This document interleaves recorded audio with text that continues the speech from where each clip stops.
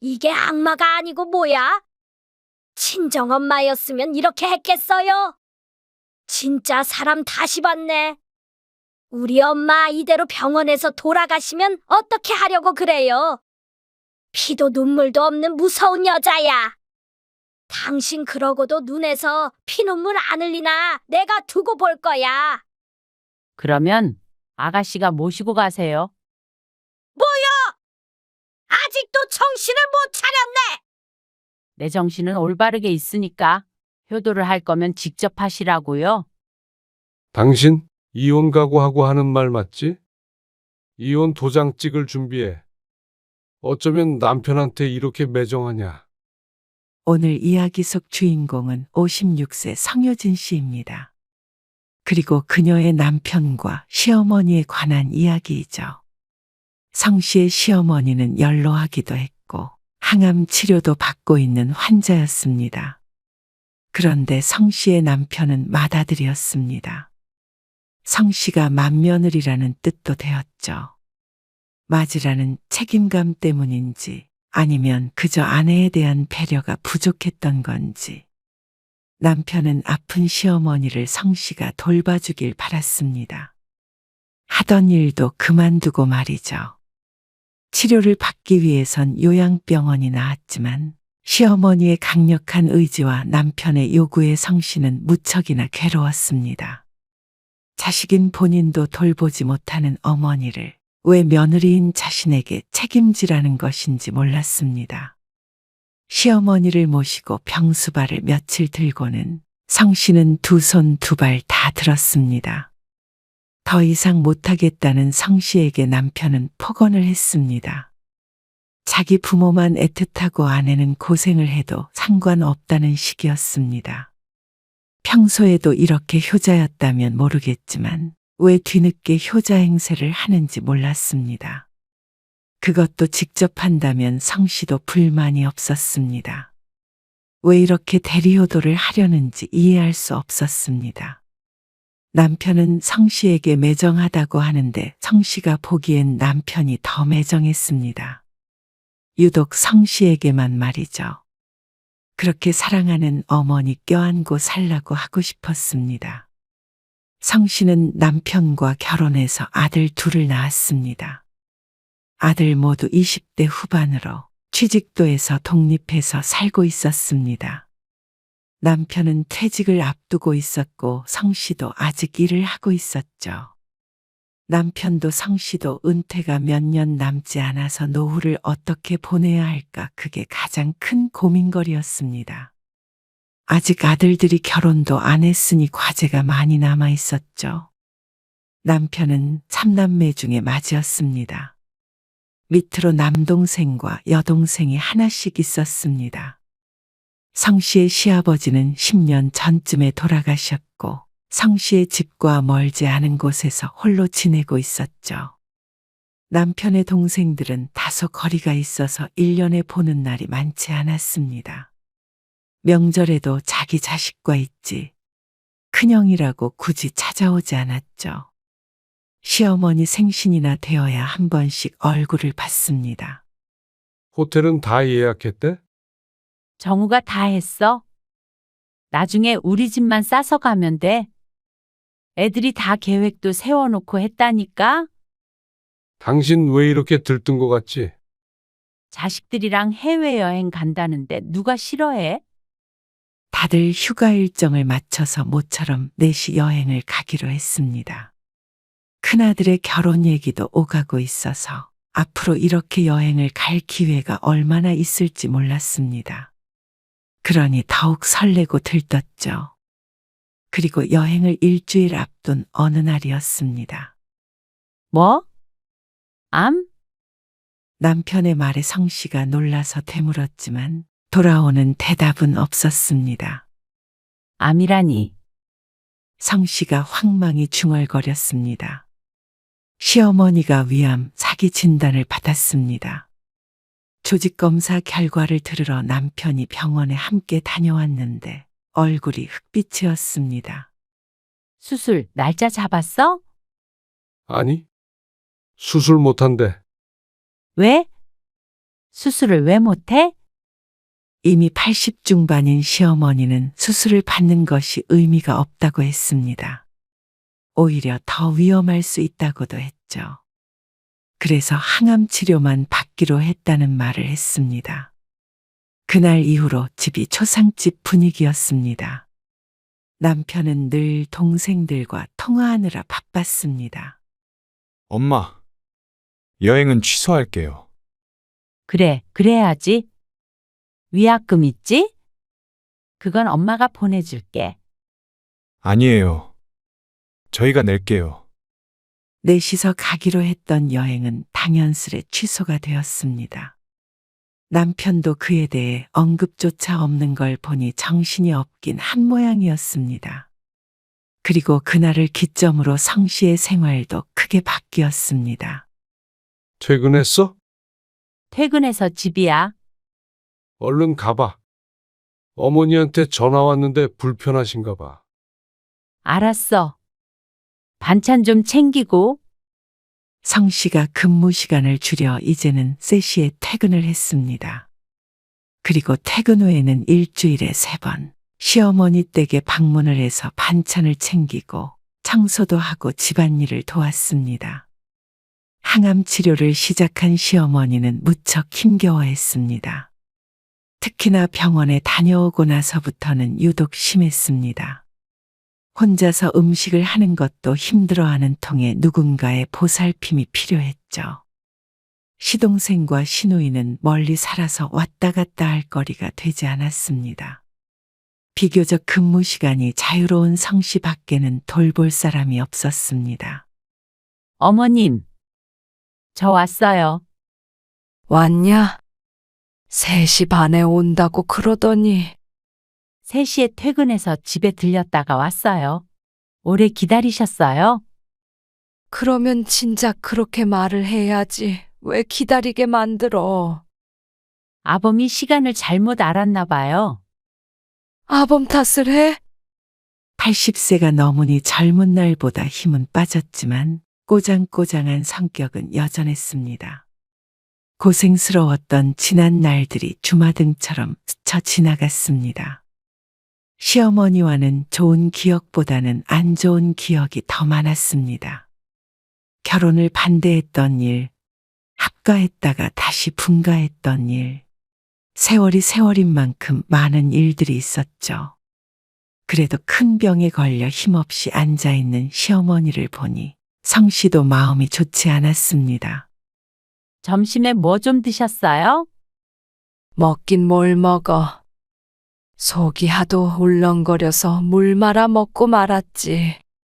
냉장고에 있는 반찬 꺼내 드시지 그러셨어요. 그럴 힘이 있으면 널 왜 불러? 성씨는 세탁기를 돌리고 집을 청소했습니다. 그리고 싱크대에 있는 그릇들도 씻어서 정리를 하니 시간이 상당히 흘러 있었습니다. 거실에 누워서 TV를 보고 있던 시어머니를 보고 성씨가 물었습니다. 식사 지금 차려드릴까요? 그건 이따가 차리고 이리 와서 좀 부축 좀 해봐. 너 온 김에 좀 씻어야겠다. 시어머니는 날이 갈수록 기운이 없어졌습니다. 처음 암 진단을 받았을 때는 그저 자주 소화가 안 될 뿐 건강한 편이라고 생각했습니다. 그런데 항암만으로는 완치가 되기가 힘들었고 항암 치료 자체도 힘들어서 그런지 시어머니의 상태는 계속 나빠져만 갔습니다. 보통은 식사를 챙기고 집안일을 좀 한 뒤에 집으로 돌아갔던 성씨는 최근 들어서는 시어머니가 잠자리에 들 때까지 같이 있어야 했습니다. 어머니 좀 어때? 안 좋으시지? 지난주에는 그래도 괜찮으셨는데. 오늘은 거의 누워만 계셨어. 지난 주말에 시어머니를 보고 온 남편이 걱정스러운 표정을 지었습니다. 식사는 잘 하시고? 잘 못 드시던데. 그러니까 어머니 좋아하는 음식으로 여러 가지 해서 가라니까. 그렇게 했는데 못 드시는 거야. 성씨의 말을 듣더니 남편이 혀를 찼습니다. 기분이 상했지만 굳이 대꾸하지 않았습니다. 부모가 아픈데 속상하지 않을 자식은 없을 테니 말이죠. 매번 왔다 갔다 하며 병수발을 드는 성 씨에게 수고했단 말 한마디도 없었지만 그저 자신이 참자 생각했습니다. 그러다가 한 달 반쯤 지났을 때는 시어머니의 상태가 크게 안 좋아졌습니다. 엄마 보고 왔는데, 저게 뭐요? 뭐가? 아니, 진작에 병원에 모시고 갔어야지. 치료하고 있어. 그게 아니라, 요양병원 같은 데서 건강관리도 같이 해야 하는 거 아니냐고. 시동생이 주말에 올라와서 시어머니와 이틀간 같이 있다가 다시 내려가기 전에 성 씨의 집에 들렀습니다. 긴히 상의할 것이 있다고 했는데 시어머니의 입원에 대해서 언급했습니다. 요양원에 보내자는 말이야. 그게 아니고 병원이요. 형님, 요양병원. 거기 가면 의사도 있고 간호사도 있고 아무튼간 치료도 받을 수 있잖아요. 안쓰러워 죽겠네. 시동생의 말을 들으니 남편도 생각이 많아지는 듯했습니다. 지난번에 성 씨가 넌지시 얘기했을 때는 듣는 신용도 안 했는데 말이죠. 아무래도 동생까지 그렇게 말하니 그게 맞는 것 같다고 생각한 듯 했습니다. 내가 병원은 알아볼게요. 그래도 치료 제대로 할 수 있는 곳으로 가야지. 암 전문 요양병원도 요새 많다고 그러던데요. 그래. 그렇게 하자 그럼. 형수가 고생 많이 하셨네요. 고생은요? 식사 차려드린 거 밖에 없는데 뭘. 겸양의 말은 성씨만의 몫이었는데 남편이 생색을 냈습니다. 기막혀 하고 있었는데 시동생이 자리에서 일어났습니다. 근데 병원 알아볼 동안만이라도 좀 형님이 모시고 있어줘요. 아무래도 그래야겠지. 정우 엄마한테 일 좀 쉬라고 하고 어머니 도와드리라고 할게. 그러면 감사하죠. 당사자는 모르는 말이 타인 둘 사이에서 오갔습니다. 아무리 그래도 성씨도 직장 생활을 하는데 마음대로 쉴 수 있는 건 아니었습니다. 당연히 성씨가 그렇게 할 것이라고 생각하고 나누는 대화에 어이가 없었습니다. 어서 가봐. 시동생 앞에서 다툴 수도 없기에 시동생이 나가고 나서 남편에게 따졌습니다. 어머님 모시고 오겠다고? 아, 그럼 저대로 둬. 그러라는 게 아니고 적어도 나랑 상의는 했어야지. 나보고 일을 쉬고 어머님 돌보라며? 내가 못하니까 당신이 해야지. 남편이 당당하게 대꾸했습니다. 어처구니가 없었습니다. 성씨도 시어머니가 병원에 입원하기 전에 집에 모시는 것에 대해서는 힘들어도 반대할 생각은 없었습니다. 하지만 절차적으로 잘못된 것에 화가 났습니다. 이렇게 할까 저렇게 할까 상의하는 것도 아니고 마음대로 정하고 성씨는 따르라는 식이었습니다. 당연한 걸 따지느냐는 태도에 화가 났습니다. 그러니 남편은 성씨를 몹쓸 며느리 취급했죠. 바로 다음 날 성씨의 집에 시어머니가 오게 되었습니다. 그리고 성씨는 대단히 고단한 하루하루를 보내야 했습니다. 20년 전에 3년 정도 함께 살았던 적이 있었지만 결과는 좋지 않았습니다. 시어머니는 그게 성씨 탓이라고 했습니다. 성씨는 여전히 시어머니가 어려웠고 시어머니는 여전히 성씨를 하대했습니다. 그래도 성씨는 아픈 시어머니를 안쓰럽게 생각하자 싶었습니다. 요양병원에 가기 전까지 2주 동안 최선을 다해서 수발을 들려고 노력했습니다. 그를 위해 급히 대신 일해줄 사람을 구해 직장을 쉬게 되었습니다. 성씨 때문에 자꾸만 업무가 꼬이자 상사도 곱게 보지 않았습니다. 그래도 기한이 있는 일이었기에 참고 병수발을 들 수가 있었습니다. 시동생이 암 전문 요양병원을 알아보았고 입원할 날짜가 정해졌습니다. 그러니 조금만 더 인내하고 마음을 곱게 먹자고 다짐 또 다짐했습니다. 병원에 나 묶어놓는 거 아니냐? 어머님. 그런데 아니에요. 엄청 좋은 병원이래요. 그리고 어머님이 치매도 아니신데요.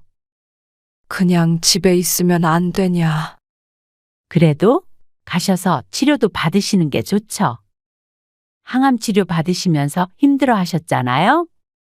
영양제도 맞으시고 식단도 관리해 준대요. 성 씨의 말에 시어머니가 눈을 흘겼습니다. 시어머니는 늘 한숨을 쉬며 병원에 가기 싫은 기색을 비쳤습니다.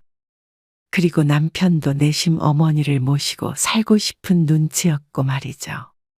꼭 둘이서 성 씨를 압박하는 것 같은 느낌을 받았습니다. 그래서 성 씨는 모른 척 했습니다. 기한이 정해져 있기에 열심히 하고 있지만 2번은 못할 짓이었습니다.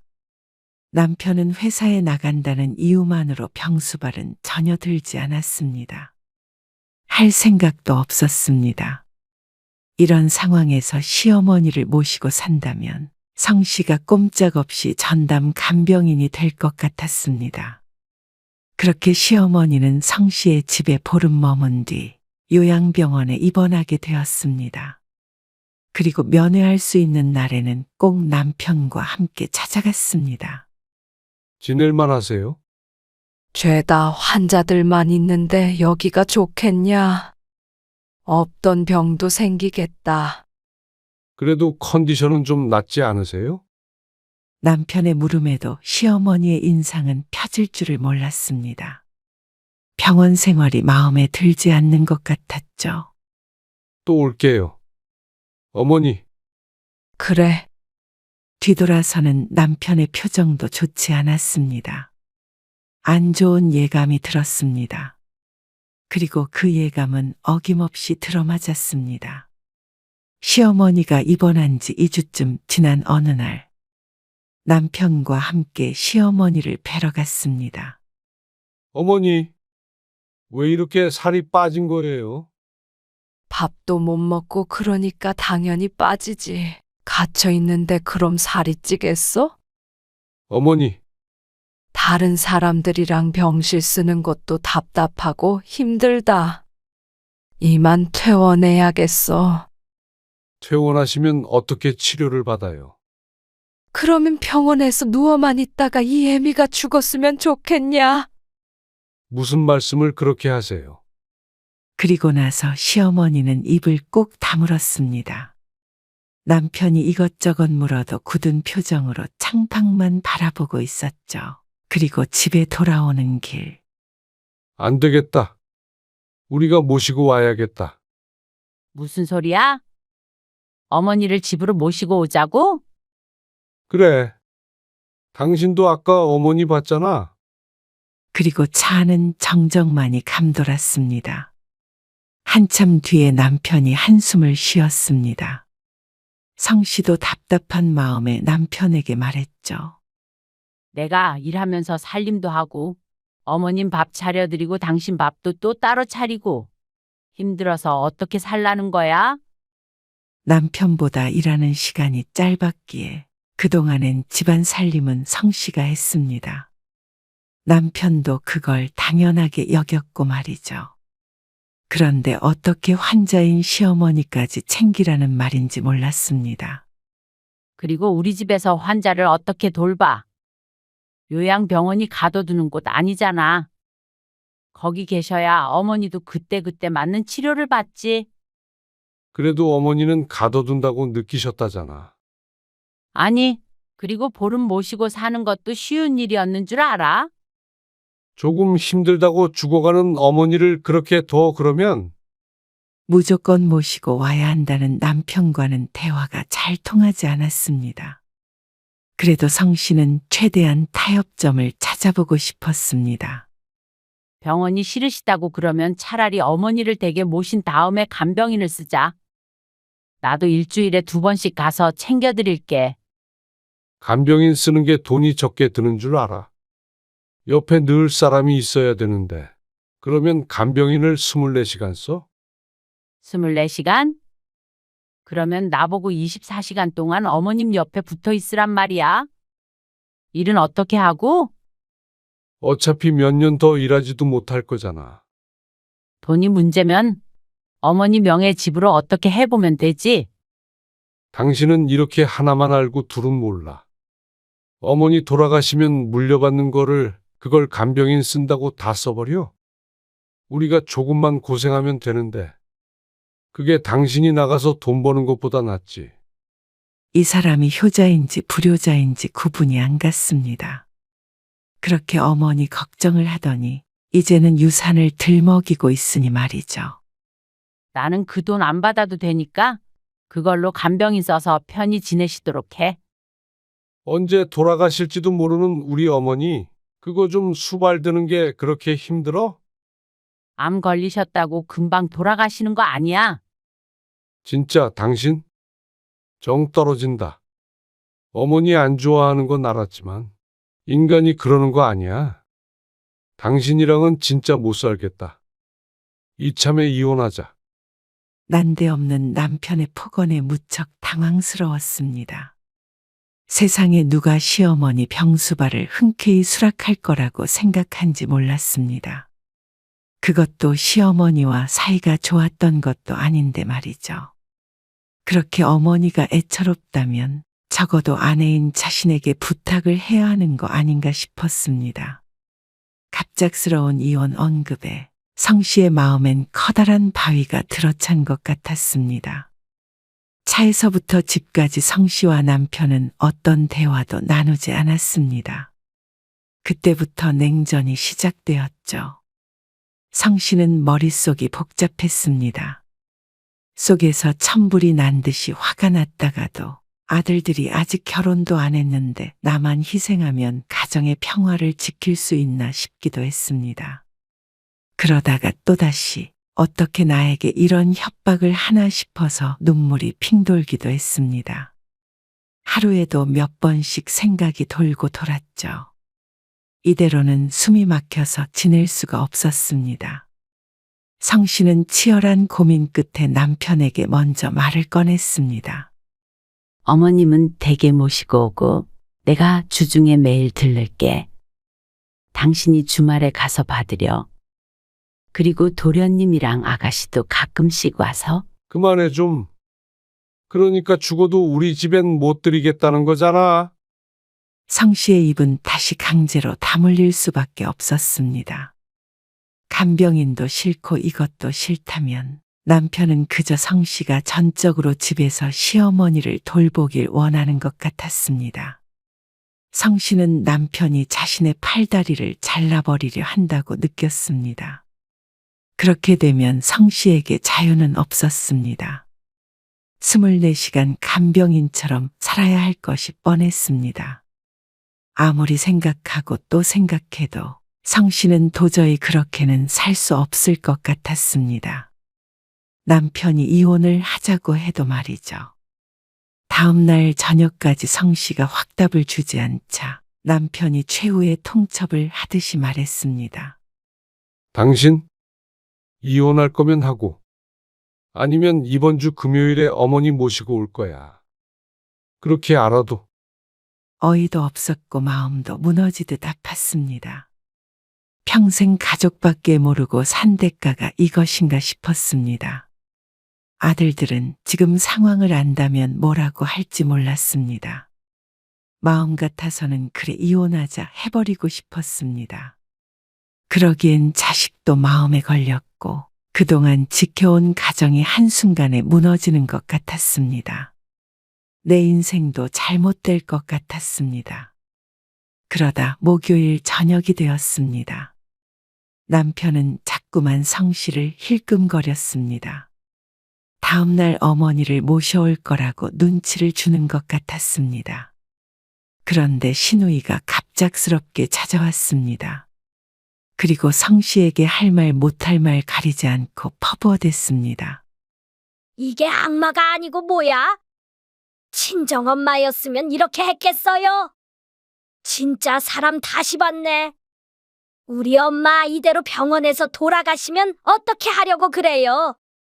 피도 눈물도 없는 무서운 여자야.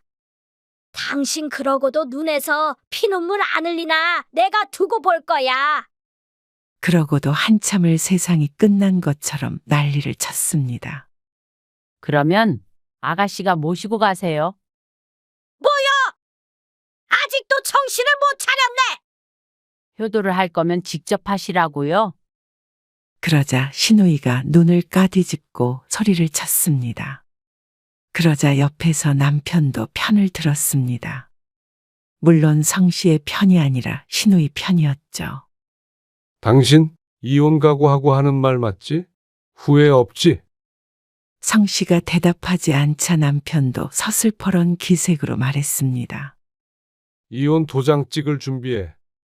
어쩌면 남편한테 이렇게 매정하냐? 그리고 남편은 신우이와 함께 나가버렸습니다. 다음 날 시어머니를 댁으로 모시고 간 것 같았습니다. 신우이는 내려가지 않고 남편과 함께 돌아가며 시어머니를 돌보았습니다. 낮에는 신우이, 밤에는 남편.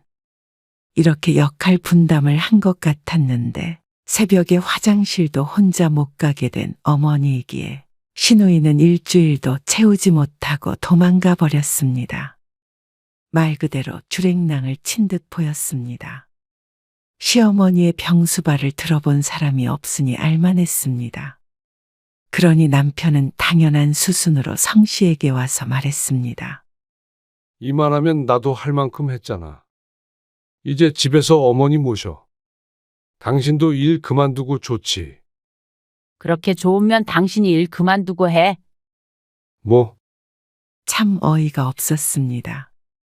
친자식 둘도 못 돌보는 환자를 어째서 며느리인 자신에게 떠맡기려는지 몰랐습니다.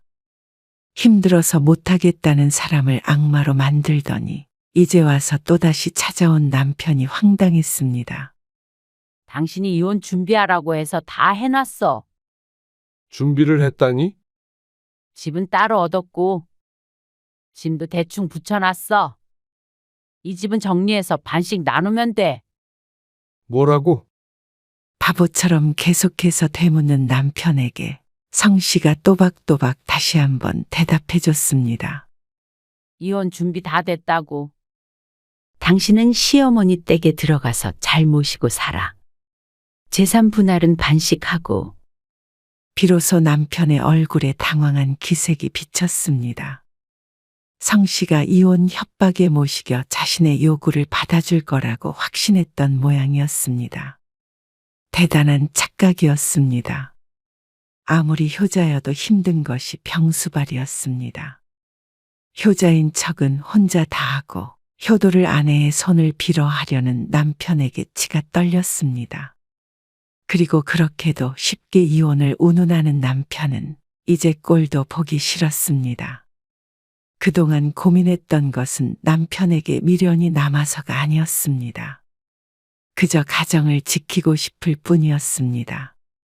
그런데 아내를 존중해야 할 가족으로 생각하지도 않는 남편을 붙잡아야 할 필요성을 이제는 성씨도 느끼지 못했습니다. 설령 시어머니를 모시고 온다고 하더라도 남편은 고마워할 사람이 아니었습니다.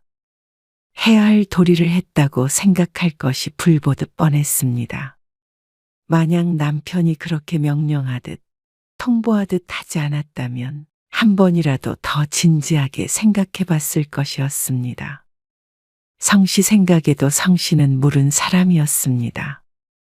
그런데 남편의 행동 때문에 그래야 할 이유를 느끼지 못했습니다. 성씨의 단호한 표정을 보더니 남편이 아차 싶은 모양이었습니다. 아니, 이혼하자는 말이 진짜로 이혼하자는 게 아니잖아. 어머니 모시고 오잔 소리였지. 모르겠네. 이혼하자고 하길래 그러자고 한 것뿐이야. 당신도 짐 빼. 부동산에는 내가 내놓을 테니까. 아, 여보. 이렇게 나가버리면 나중에 정우나 연우한테 뭐라고 말하려고 그래? 그저께 집 계약하기 전에 내가 애들한테는 말해놨어. 뭐? 그러니까 걔들이 뭐래? 우리 일인데 뭐라고 그러겠어? 아들들은 잘했다고는 하지 않아도 말리지도 않았습니다. 그래서 성 씨도 속 시원하게 이혼을 강행할 수 있었습니다. 여보, 잠깐만 나랑 얘기 좀 해. 얼른 가봐. 어머님 기다리시겠다. 24시간 옆에 붙어 있어야 하잖아. 성 씨는 마지막 짐가방을 들고는 집을 나왔습니다. 남편이 다급하게 쫓아왔지만 얼른 택시를 타버렸습니다. 어디로 이사했는지도 알지 못하는 남편이 쫓아올 방법은 없었습니다. 그리고 며칠 뒤 남편이 뒤늦게 다시 연락을 했습니다. 혼자서 아픈 어머니 병수발 들면서 살다가 늙어 죽겠다 싶었는지도 몰랐습니다. 어쨌거나 집을 나온 후에야 남편에게서 사과의 말을 들을 수 있었습니다. 여보, 생각을 해보니까 내가 너무 나만 생각한 것 같아.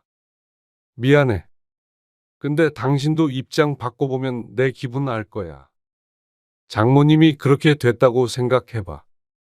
나는 적어도 당신한테 우리 엄마 병시중 들라고는 안 해. 절대.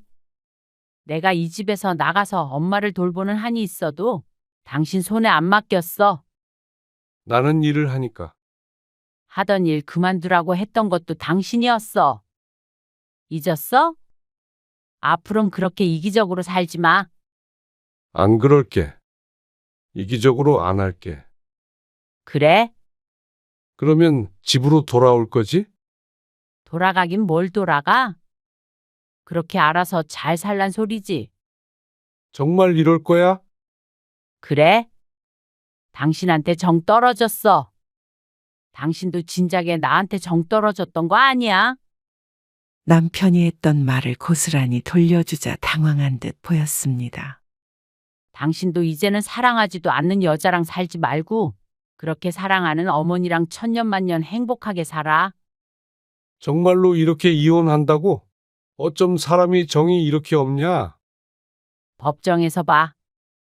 드라마 대사같이 마지막 말을 남기고 성 씨는 전화를 끊었습니다. 남편이 뭐라고 하는 거 샀는데 끝까지 듣지 않았습니다. 다시금 울리는 전화를 뒤집어 놓자 소리가 멈췄습니다.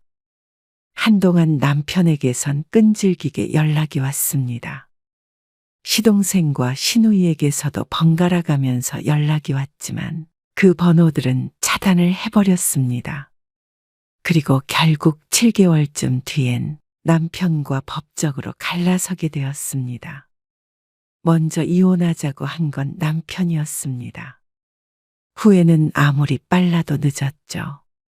성 씨는 다니던 직장을 다시 성실하게 나갔습니다. 그리고 비로소 자유로워졌습니다. 성 씨가 다시 시어머니를 보는 일은 없었고 남편도 마찬가지였습니다. 자신에게 희생만을 강요하고 전혀 존중해주지 않았던 남편은 이제는 평생의 배우자가 아니었습니다.